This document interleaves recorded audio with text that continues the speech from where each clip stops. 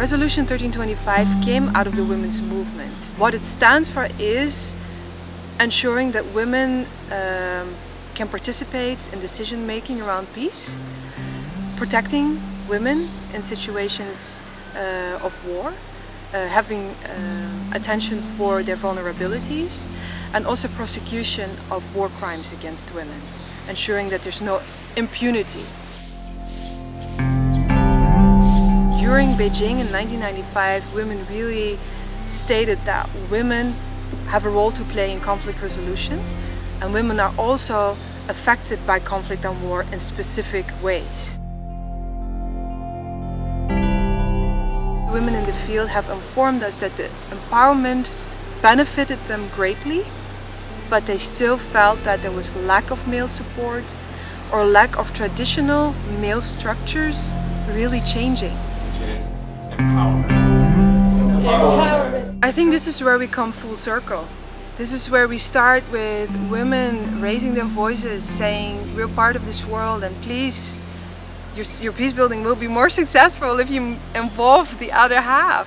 They are the ones who started the movement for gender justice. So if men have to come in, if anything, their first port of call is to learn from the women who have been in this movement for quite some time. The paradigms, the models of being a man are so often resting on images of being a soldier, of being the one who is willing to kill in the service of protection, and the one who was willing to die in the service of our country. If you train men, if you involve a lot more men in this kind of work, will have a much greater impact. And men can still help to reduce violence. Even though we are always seen as the perpetrators of violence, we can change that, and we can let men see that really you can be part of the movement to end violence in the world. It's a connection. When it comes to the women movement in Liberia, that's the Women Mass Action for Peace. They're so unique that those of us that work along with them, we try to understand what really happened. What they did was to put pressure on the stakeholders, those that were key to the crisis. The women started their campaign by negotiating. They had a group, a team that were responsible for negotiation, and they had a pressure group. Now that we've gotten this peace that we yearn for, how do we sustain the peace? Now is the women focus. How do we sustain this peace?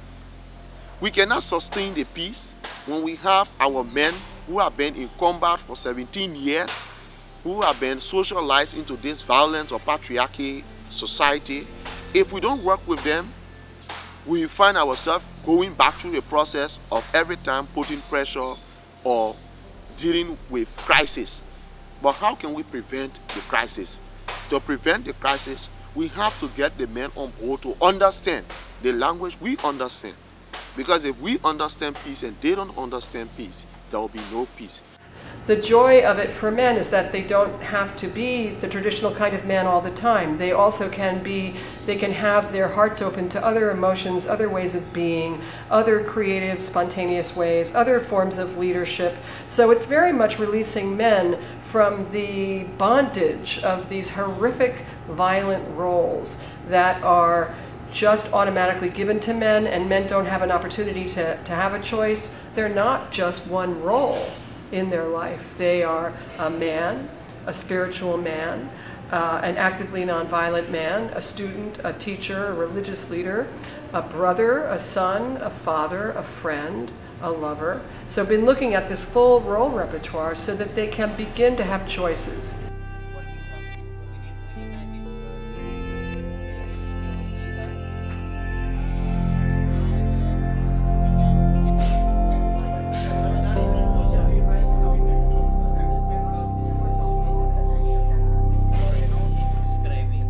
We started with some action exercises where they looked at their feelings and what it is to be a gender-sensitive, active, nonviolent man. Men and violence. Military.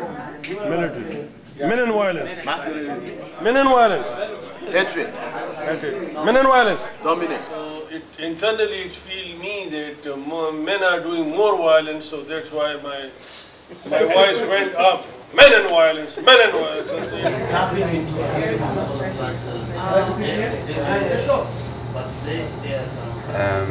Think more.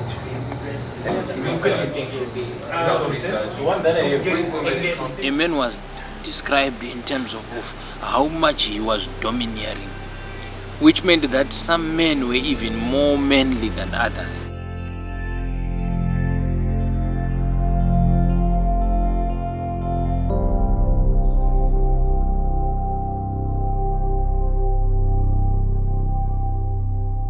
The nice thing about psychodrama is it relies very much on role theory as a way of looking at personality and development, and these men are really developing new roles for themselves. I want to work on dealing with the traditional issues that have promoted violent masculinity over the years, and knowing that these issues are deeply embedded in religious beliefs. So what's the entry point for me, and how can I also manifest my principles as a gender-sensitive, active, non-violent man That's good. in that community, and be respected, and also be able to work with the community. The psychodrama director would often take your hand, and we would begin what we call the walk and talk, right? We need to get characters. You are talking very slow a bit of. Who could play the role of traditional leaders. What else? I think we can also have religious leaders. We can have women as well. We can also have a group of observers, because that is where it's being handled on. One of the things I'm sensing is that you have something that you want to say to the chief, and that you can say in psychodrama anything that you want to say. You may not be able to say it at home, but the belief is that you say it here, you might be able to say something at home. I rely on you, because most people believe in whatever you say. So can we work together and promote the right of women, and also make sure that they are respected in society? So what we do in psychodrama is we reverse roles. You become Alimu, okay? And come on up and take his place, and you become the chief. Because this is about Alimu's reality. It's not about the group reality. It's not about how this would be in other circumstances. So sit down and do it. I know we work with women, they are there, but like the way you say, it's not what we are used to do. But let's see, bring the women in. We want to listen to what you are going to say and to what they are going to say. You know the young boys, once you give them that authority, they are going to misbehave. They might even rape the women. So I want you as the chief and the other elders in this community to consider this decision, and also call the girls, let them be present in these meetings. If we are talking about them, let them be there. If there is a concern, let them be there. Let us hear what they will say. So that is my opinion. During the psychodrama, I felt inside the fear of the women. Women are always in the back of the circle. So men have to discuss on and decide on behalf of women. So through this practice, really I'm learning enough things. Now that I have been trained, I'm going to train other people who will understand the issues the way I understand them, who will work with me and support me as allies, and together we'll then see how we can expand the network and work with more men. I learned from this training on giving space for women and listening to them, and don't speak in behalf of the women. You tie twice, huh? 1, 2. Then you untie, and then you pass it on to the next one. And he does basically the same thing.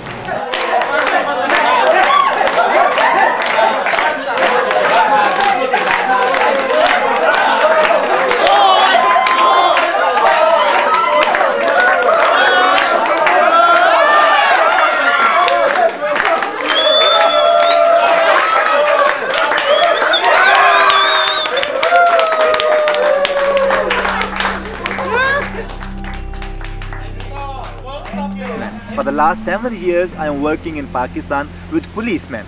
So I really feel like an institution like police, which is very macho, which is very masculine, if they are sensitive, they are going to deal in a better way to the survivor of victims of violence. I think this is the first sort of contribution we as a civil society person can make for the police.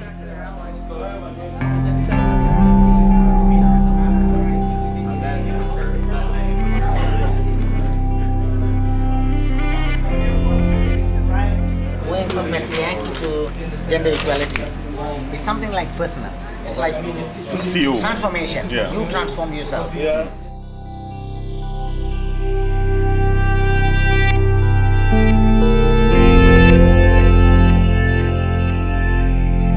When we get together, even as a group of men, we invite women from the community where we are meeting to sit with us and engage in a dialogue together, because it's important for us to hear the voices of women, and we understand that it's also important for women to have an opportunity to ask questions and hear the voices of men. How many men in your country think and feel the way you do about this particular issue? To my knowledge, if I calculate men that I know, and I can see there are 40 men in state of Maharashtra in India. So it's very difficult, it's very less number, but we certainly can say that those men with whom I personally have interactions and who are with me in that state of Maharashtra where I work, I could see those 40 men. There are like around 20-25 people like me trying to change. I was at a conference for the launch of a research document on violence against women in Belfast earlier this year, and the number of men who were attending was less than, out of 40 or 50 people there, maybe there were 3, 4, 5 men, and after the break there was only one. So the situation is similar, unfortunately, I think, in Europe as well. There are a lot of men in Liberia, but what they need is the opportunity. And I think I could be an opportunity for their change. What is the image of a gender-sensitive man that you as women have? He can express his emotion, he can cry. It's equal decision making. It's taking everybody's wishes and wants in a partnership as equal, and then trying to balance that and trying to bring it together. I think it takes strength for a man to be able to see other people's vulnerabilities and be vulnerable himself. And I think when you have empathy with other people and you have empathy with yourself, you can really be a real strong person. What does empowerment mean for you? For me, empowerment is choice. That's the basis of empowerment for me, choice. Being in the woman's shoes and seeing through her eyes and seeing her as an agent of change. A person with dignity. If I am treated with dignity, then that's empowerment for her. Every woman is included in every decision making.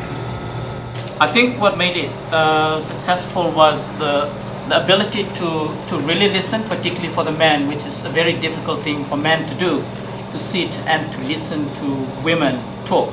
The tool of cross-gender dialogue allows women to speak and lets the men sit down and listen, which is a very difficult thing for men to do in my cultural context.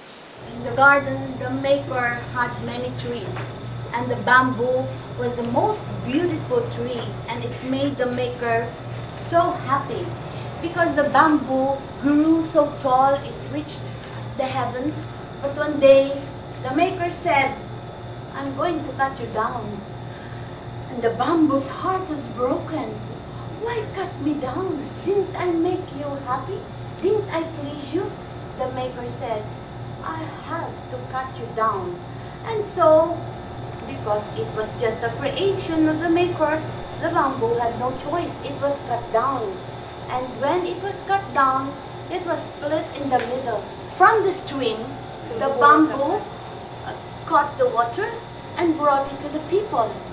And then the bamboo felt very happy because it was so useful. It promoted life for the people. I just felt that the last question the women answered, what about the men? Machismo, where will you find yourself? Well, the bamboo is so beautiful, it pleased God. But when it split, it was not the same bamboo that was so graceful and yes.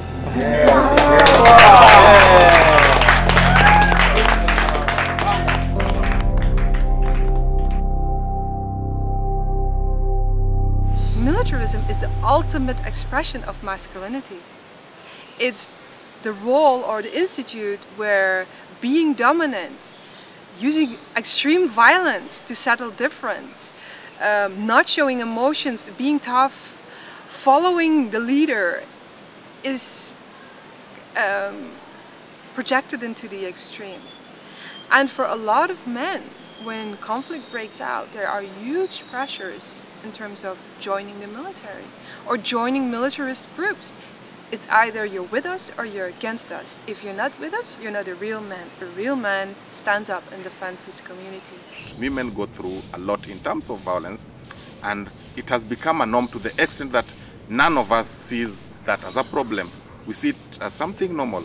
And so when my eyes, because sometimes it needs somebody to open your eyes for you to see things differently. And that's actually what happened to me. That I saw things differently. I looked back and saw these women really suffering from the brunt of war in their homes, in the communities, because of religious structures, because of traditional ways of doing things. During the course of our training, we got to understand the link between masculinity and militarism, whereby we realized that men are socialized to think that a real man has got to fight, a real man has got to kill. Even in media, they portray this macho type of man, the G.I. Joe, who does not think, who's immune. They display the Terminator, who's supposed to kill.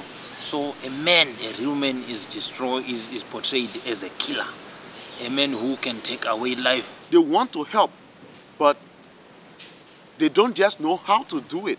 And so as part of the process, we help them to learn it, because some of the women are afraid they will not teach the men how to do it. I train men and boys on issues of gender, men masculinities, violence against women and sexuality.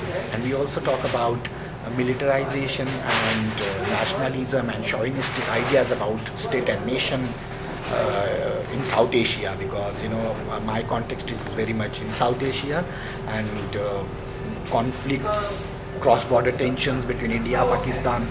Go on, just shoot ideas, shoot them, like just put them out. Pedagogy to a degree is based on programming and peace building, where you look at the problem, you look at the actors, you look at who you are. I have a strong belief that if I do not reflect on myself, on my own attitudes, on my own behaviors, I can't be able to really help, relate or connect to other people. We are socialized in a way that promotes violence. It's very important for me because I now have an attitude of questioning anything. So anything that I'm told, I have to know why and what for and who does it benefit. So that's helping me to be very critical in my analysis, in looking at tradition, in looking at religion, in looking at society at large. A perfect example is myself, one person who have moved from violent ways of life into non-violence and actually become a role model to other people. When I first came into contact with active non-violence, I was a very violent person. The way I would respond to situations would be very quickly fights to resolve conflict. You I would respond to people rudely when I feel I can't answer their questions, as a way of remaining in that cage of violence, which then worked for me. But I came later on to realize that I responded in that way because I had no any other way that I knew.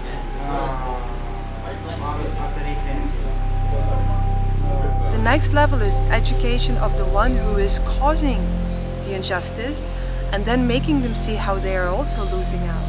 And this is where we're coming full circle now. We have to deconstruct those images, and we have to understand that they have been used in the service of maintaining systems of structural and institutional and international violence that we are being sacrificed for. We as human beings are being sacrificed. And so when we can understand that, we can start to find our true power, which is to stand separate from those things, and that we can start to be agents of change. These 19 men who have come together from different parts of the world, and thanks to WPP for the vision to realize that you can continue training women in this area, but women will always go against the wall, because men in traditional societies are always the powerful people, are always the one who are recognized in this. So in a way, WPP, in bringing men together for the first time and from 17 countries in the world, is actually creating a new model.